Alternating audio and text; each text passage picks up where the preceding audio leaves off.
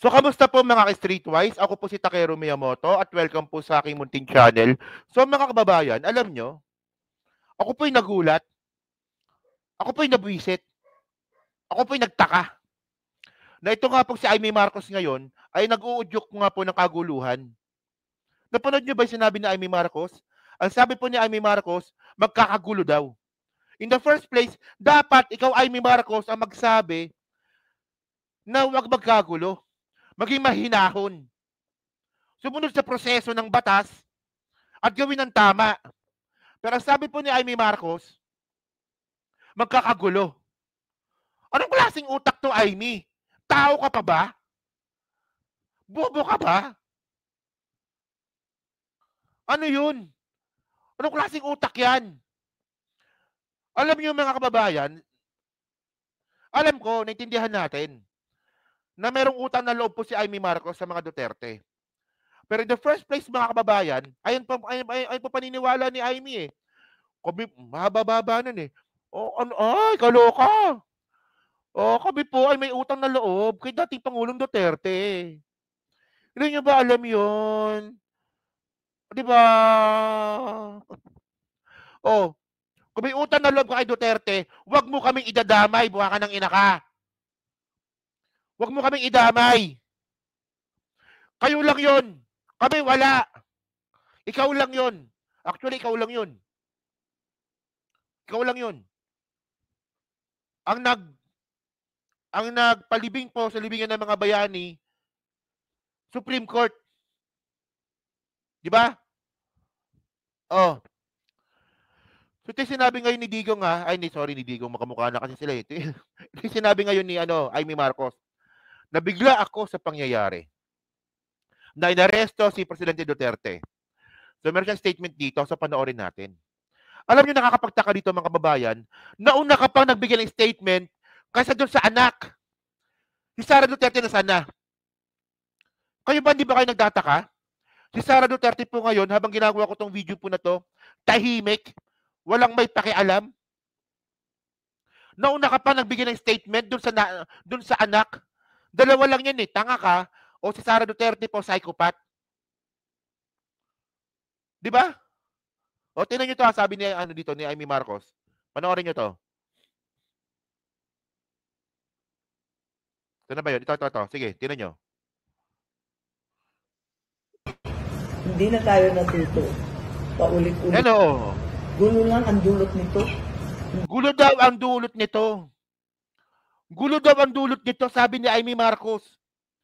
Bilang Senador Amy Marcos, dapat ang sinabi mo, di ba, tayo po ay huminahon, tayo po ay sumunod sa batas, tayo po ay sumunod sa proseso. Hindi sasabihin mo na gulo ang dulot nito. So, inuudyukan mo yung mga DDS na manggulo? Di ba?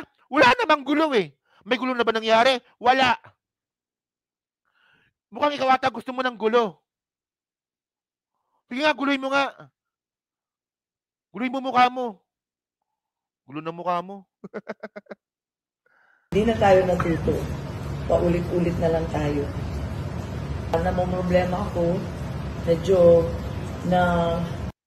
Anong paulit-ulit? Anong paulit-ulit mga kababayan? Hindi ko makuha yung point na paulit-ulit eh. Anong paulit-ulit? Kailan nangyari? Bobo talaga, putang ilan talaga nito. Kailan nangyari to? Kasi ang sabi po ni Amy Marcos, paulit-ulit lang daw po ito. So, kailan tayo nagkaroon ng presidente na nakasuhan ng international tribunal? Kailan tayo nagkaroon ng presidente na hinuli ng Interpol? Di ba ngayon lang? Di ba ngayon lang? Anong paulit-ulit, Amy Marcos? Hindi ka na po namin naiintindihan. Ako po, sumusuporta po ako sa pamilya Marcos. Lalong-lalo na po sa administrasyon po na to. Pero hindi ka na po namin naiintindihan, sa totoo lang. Anong sinasabi mo? Anong nangyari sa'yo, Amy? Isa ka sa pinakamataas sa mga survey noong 2022. Number 1 ka sa survey. Ano nangyari sa'yo? Ano? Ay, ewan ko. Kasi para sa akin, no, wala namang gulo. Tapos sasabihin ni Amy Marcos na magkakagulo, hindi nag-audio ka ng kaguluhan. Yun naman tayo. In the first place, dito sa ginawa mo, lalo ka matatalo dito. Tandaan nyo mga kababayan ha, sa politika po ngayon sa Pilipinas, hindi pwedeng ano ka, ganun. Hindi pwedeng ganun ka, yung neutral ka. Hindi pwede. Kung dilaw ka. Kung pula ka. Kung green ka. Ganun pa politika sa Pilipinas. O kung dilaw ka. Ipaglaban mo dilawan ka. Ganun po eh. Ganun po talaga. Eh si Amy Marcos po kasi namamangka po sa dalawang ilog. Hindi ka mananalo sa ganyan. Kung sinuportahan mo na lang sana yung kapatid mo, hindi sana sure win ka sana ngayon. Pang ilan ka ngayon? Pang number 14. Ay, Diyos ko. Sakit sa ulo nito, Amy. Ako, medyo nabigla ako sa pangyayari na inaresto si Presidente Duterte at hindi ako maniwala eh. Medyo nayanig ako masyado, kawawa naman. Kawawa. Kawawa daw. O paano yung mga namatay? Hindi ka naawa. Paano yung mga biktima ng human trafficking? Hindi ka naawa. Paano yung mga na-torture ng Pogo? Hindi ka naawa. Walang yan to. Presidente Duterte. So what is your reaction from that? Umiiyak? Umiiyak ba talaga to? Talaga? Nawalan ng lover si Babalina. As a friend. Well, ang akin kasi, hindi na tayo natuto. Gulo lang ang dulot nito. Hindi na tayo natuto. Etong paulit-ulit ay walang pakinabang sa mga naghihirap sa bayan. Ayan, poverty porn na naman. Ginamit na naman ng mahihirap. Ayan, yan tayo eh. Oh, tawag pa niya presidente, what the heck. Totoo nga, no? Oh. Ano ba, shota mo ba si Digong? Diba? Shota mo ba si Digong? Nakatikim ka ba ng ano? Mr. Dreamboy, Mr. Dreamboy. Shota ko si Digong na ugod-ugod. Sana ay masabi ko sa'yo na nasangin dream ko. Ikaw ang tanging dream boy ko. Mr. Dreamboy, Mr. Dreamboy. Gusto kong matikman si Digong. Sana masabi ko sa'yo. Magshota ata to eh. Walang yan si Amy. Walang yan. Walang yan to. Walang yan. Sana masubo ko. Wala yan. Darug ako. Ikaw ang tanging dreamboy ko. Walang yan na to. Walang pakinabang sa mga naghihirap sa bayan ang bangayan ng politika. Parang Sino ba nauna? Sino ba nauna ng gugulo? Di ba si Digong? Baliktad talaga utak nito ni Amy eh. naging siklo na tayo na ganito. Gumanda ba ang buhay natin? Shut up. Ayoko na. Suko na ako. Wala na. Huwag nyo nang iboto ito. O ngayon mga kababayan, alam nyo nakakapagtaka dito mga ka-streetwise. Ang nakakapagtaka dito mga kababayan, nauna pa po si Amy na magsalita. Nauna pa siya magsalita. So, si Sara Duterte mga kababayan, no comment. Diba? Tingnan nyo to ha. Oh, saan na ba yun?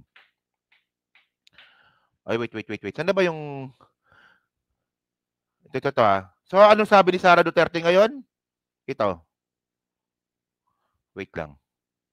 Ito.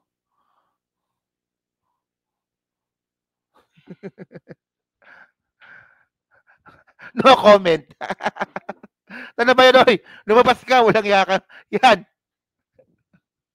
Nauna pa po magsalita po si Amy Marcos kumpara po kay Sara. Di ba? Oh. Mr. Dreamboy, Mr. Dreamboy. Sana masabi ko sa'yo! So kaya na kababayan, alam nyo kasi. Ano ba? Sara, bakit hanggang ngayon hindi ka pa rin nagsasalita? Magkasama kayo ni Duterte sa Hong Kong, 'di ba? Hanggang ngayon, ano ba, wala ka bang alam? 'Di ba? Alam naman po natin mga kababayan na ito napapansin ko lang 'to, napapansin ko lang 'to, mukhang hindi rin po talaga maganda yung relasyon ni Digong tsaka ni Sara. And actually 'no, nung isang beses 'no, na meron akong ka-meeting, isang beses may ka-meeting ako, napag-usapan nga namin si Sara. Hindi ko nasabi kung sino. So isang beses pala 'no, na niregaluhan pala ni Duterte ng sasakyan si Hanilet. Tapos ang ginawa po ni Sara, pumunta po sa bahay ni Hanilet, 'di ba? Pinalo po ng baseball bat yung sasakyan ni Hanilet, yung binili nga po ni Digong. Ayun lang po yung balita, ayun lang po yung kwento lang sa akin, 'di ba? So doon po natin makikita na may ganun po talaga. May ganun po talaga si Sara. May pagkasaltik po talaga 'yan. 'Di ba? Mas nauna pa po nagsalita si Amy Marcos kay Sara. So wala kang pakialam. At syempre mga kababayan 'no, usaping saltik mga ka-streetwise 'no, alam naman po natin kung ano pong ginawa ni Sara, 'di ba doon po sa article of impeachment 'no, sa unang-una, na pinagbantaan niya nga pong napatayin si PBBM, si First Lady Lisa Marcos tsaka si Martin Romualdez. So ngayon ang tanong ngayon natin dito 'no, sa DOJ, ano na po nangyari po sa kaso po na 'to? Ano nangyari dito? 'Di ba sabi niyo nga nung nakaraan, 'di ba? Meron kayong 60 days para pag-usapan or para imbestigahan po yung ginawa nga po ni Sara Duterte. 'Di ba? So nasaan na po 'yon? Hinihintay po namin. Nasaan na po yung kaso? Kumakatok na naman po kami sa DOJ. Nasaan po ang kaso? 'Di ba? Hindi po gawain po ng normal na tao po yung ginawa ni Sara. Especially po ngayon, na ngayon po hinuli po si Duterte, wala pa pong pakialam si Sara. Buti pa si Amy nagsalita. 'Di ba? O 'di ba, saya na Pilipinas ngayon, 'di ba? O saya na Pilipinas. Ten ten ten ten ten ten ten ten ten ten ten ten ten ten ten. Yan O Sara, ang hinihintay namin ngayon, yung statement mo. Nasaan yung statement mo? Inunahan ka pa ni Amy. Ang gusto namin marinig, 'di ba? Yung papatayin mo yung presidente ulit. Sabihin mo ulit 'yon. Hindi yung 'di ba naalala niyo rin sabi ni Sara Duterte nung nakaraan, wala daw po siyang sinasabi na papatayin niya yung presidente. Gawa-gawa lang daw po 'yon. Ang problema recorded 'yon. O ngayon, hinuli na yung tatay mo, 'di ba?